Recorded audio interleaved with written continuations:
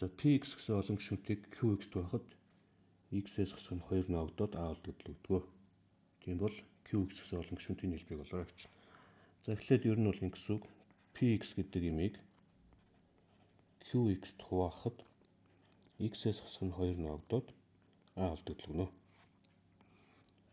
Бид нэг ингэж бичүүлнэ шүү дээ. Жишээлх юм бол 14-ийг 4-т хуваах юм бол 3 бүтнээр ногдоод 2 үлдэгдлэгнэ. За буцаага шалгах юм бол энэ хоёрыг үржүүлээд 12 болно. 12 дээр 2-ын нэмэд 14 хүрчнэ. Тэгэхээр хуваах үйлдэлийг үлдэгдэлтэй хуваах үйлдэлийг ингэж бичиж болдог. За тэрийг олон гишүүнтээр адилхан ингэж бичиж болно. Өөрөөр хэлэх юм бол px-ийг qx-т хуваахад ийм ногдоод ийм үлдэгдлэгнө. За буцаагаад энийг унших юм бол жишээлх юм бол бид нэр үржтүүний байршлаад бичиж болно шүү дээ. Буцаагаад ер нь унших юм бол px-ийг x-ээс хасах нь 2 хуваахад qx ногдоод a үлдэгдлэгнө гэж хэлж болно.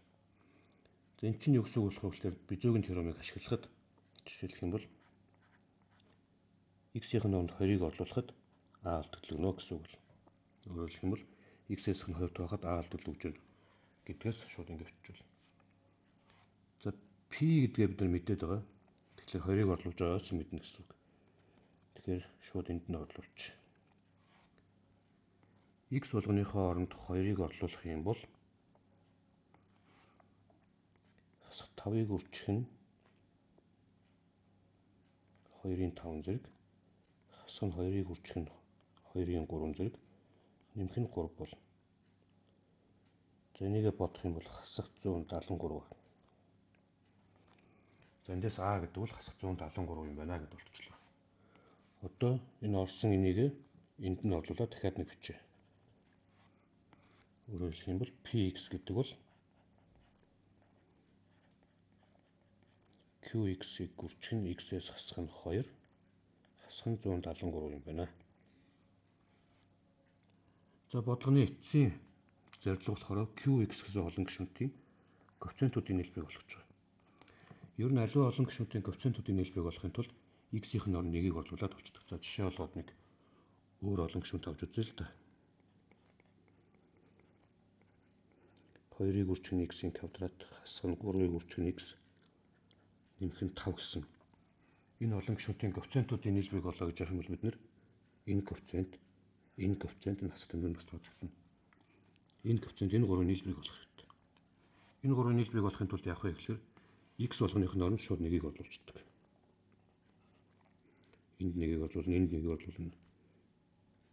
За тэгэнгүүт юу болох вэ гэхээр мэдээж энд 1-ийг орлуулчихаар чи шууд 2 нь үлдчихнэ. Энд 1-ийг орлуулчихаар шууд хасах 3 нь үлдчихнэ.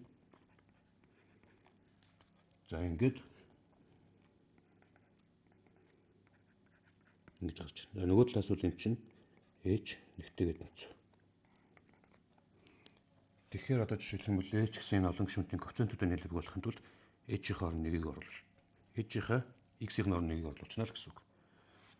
Тэгэхээр бид нэр q-гийн коэффициентуудын нийлбэг болно гэхлээр q-гийнхаа x-ийн оронд 1-ийг оруулаад хэд гарах вэ гэдгийг бодж олох шаардлагатай байна. За ингэхийн тулд яах вэ гэхээр энд байгаа олон гишүүнтийнхаа x болгоных нь оронд 1-ийг оруулчихна. За тэгэхээр p1 тэнцүү q1 за 1-ээс хасах нь 2, хасах нь 173 болно. За энийг бол бид нар бодоод олж чадна. Өөрөөр хэлбэл энд байгаа олон гишүүнттэй x болгоных нь оронд 1-ийг орлуулчих. 1-ийг орлуулахаар за шууд хасах дөрвөг чийж авчлаа. Та гэд алдаад их юм л энэ дээр 1 хүчлэн бичиж үзээрэй. За нөгөө талдаа болохоор q гүрч q1 q-гээр мэдгүй учраас шууд ингэ орчихно. Энд нь хасах 1, хасах нь 173 бол. За 173 нөгөө төч нь оруулах юм бол хасах q1 гэдэг бол нэмэх 169 гэж гарч ирнэ. За эндээс q1 нь болохоор хасах 169. За ингээд бид нэр q гэсэн олон гишүүнтийн коэффициентуудын нийлбэгийг нь тасах 169 байна гэж болчихлоо. За ингээд болоод байна. Энэ болгон дээр дахин хэлэхэд хэрвээ олон гишүүнтийн коэффициентуудын нийлбэрийг олоо гэж явах юм бол тэр олон гишүүнтийнхээ x болооных нь оронд нэгийг оруулаад болцдог байна.